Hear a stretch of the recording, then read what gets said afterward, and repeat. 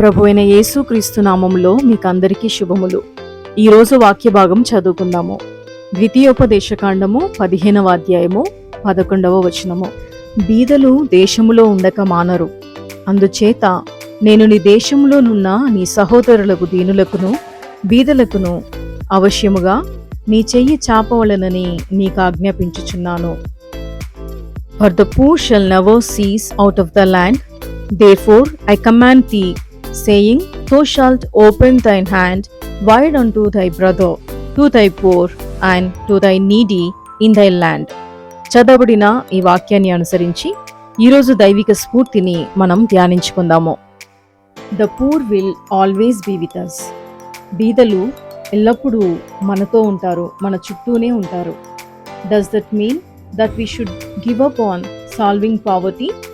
అంటే బీదరికం పరిష్కరింపబడేందుకు మనం ఏమీ చేయక్కర్లేదనా? Quite the opposite.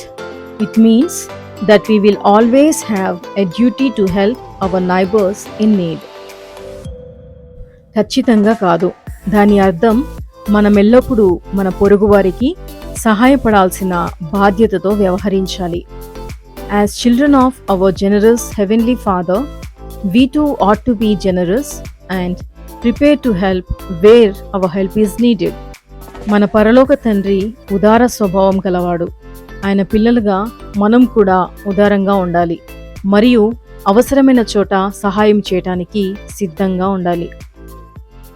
In doing so, we fulfill the law and honor the love of God that is within us.